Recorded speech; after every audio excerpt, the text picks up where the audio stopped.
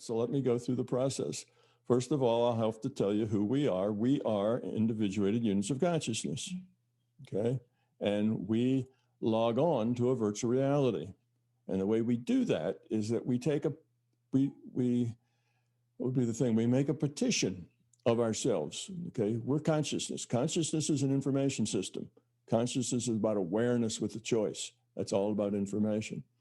So here we are, this individuated unit of consciousness. We partition a piece of ourselves off, and that partition, we don't give it all our memory. We don't give it any of our memory, but we do let it have our quality of consciousness that we have earned, that we have evolved to at that time. Wow. So this little piece of us, which is nothing but our quality of consciousness, our potential, if you will, for evolution, because every time you evolve, it's a little easier to evolve more. You know, if you disevolve, it's a little harder to evolve. You know, it's that sort of thing. So you take this partitioned off piece of you. I call that a free will awareness unit. That's actually what logs on to the avatar. Now, the avatar at this point is, you know, a baby, maybe still in utero, maybe not. It's whenever the free will awareness unit would like to start experiencing those experiences. Well, when it does, those experiences the free will awareness unit has are its only experiences, because it didn't come with any of its own. So it very quickly believes that it is that infant, it is that person, because its only experience is being that person. You see, so it's completely 100% in its mind, that's who it is. You think you are your body. You think you are your avatar, because that all your experience is the experience of that avatar. All right, so the avatar grows old and dies. When that avatar dies, then the boundary between the IUOC, individual unit of consciousness, and the free will awareness unit starts to come down. That partition starts to come down. And that free will awareness unit basically just goes away, disappears, because the partition's taken down. Now it's the individuated units of consciousness. Now that doesn't happen in an instant.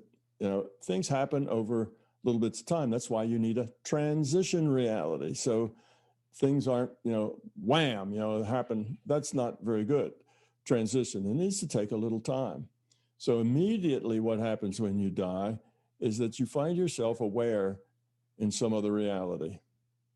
And then that awareness kind of looks around and like, where am I? What's going on? And very soon, something will catch your attention. It might be the light at the end of the tunnel. It might be Uncle Fred has come down and say, oh, hi there, nephew. I came here to say hello. You know, Uncle Fred's maybe been dead for a decade or two, or your parents or your older brother or whoever. So these things are things given to you by the system. It's not necessarily actually your Uncle Fred. Uncle Fred's dead. He's gone. This is Uncle Fred as saved in the database. This is Uncle Fred, you might say, being played by the larger consciousness system. And you think, oh, that's a fake Uncle Fred. Well, what is Uncle Fred? It was a piece of the larger consciousness system. We're all played by the system, if you want to think of it that way. That's what an IUOC is. Would you say that system that is... larger consciousness system, many people say that's God. But when you say that's God, you also have to realize it's not infinite, it's not perfect, it's not done. It wasn't always just the way it is. It's still evolving, it's growing. So it's a real thing. It's a real living being thing. You see, it's not this supernatural thing. It's a natural thing. It's a piece of consciousness that is evolving. Okay, so anyway, so that partition comes down, which means the viewpoint of that free will awareness unit starts to change. It gets to be a bigger viewpoint, slowly. But here's the process. So immediately you find yourself in some other reality frame. Then the system, basically puts you in that reality frame for making the transition. And the transition is something to just give you time to adjust. That's all. If you don't need much time to adjust, it's a very quick transition. If you need a lot more time to adjust, that'll take as much time as you need it. So the reality that you just left, that the character that just died, those memories start to fade, just like dreams fade. Wow. So, you wake up with a dream, and right the instant you wake up, wow, it's big, 3D, Technicolor. And a minute later, not so much. And, 3 or 4 hours later, you can kind of pick the stronger pieces out, and eventually it just kind of goes away. So that's the way your sense of reality is. It starts to fade like a dream. And then people come and meet you.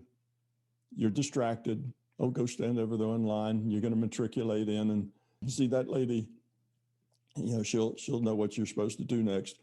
Well, there isn't anything really you're supposed to do next.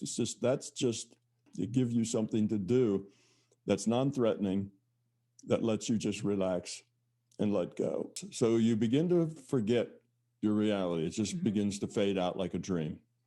And then you meet Uncle Fred, and then Uncle Fred says hello and whatever. Oh, but Uncle Fred has to go. He never hangs around too long, just enough to get you an introduction and just enough to point out where to go. And then you go over there and you get in that line and you start to relax. And eventually you get to the point that you think, well, gee, I'm kind of just standing around. Nothing's going on. What's next? And you get the idea, well, another experience, another lifetime is next. What would you like to do? What do you need to work on? And depending on how you answer that question, if you say, oh, well, I thought I was done. I think I'm almost perfect just the way I am.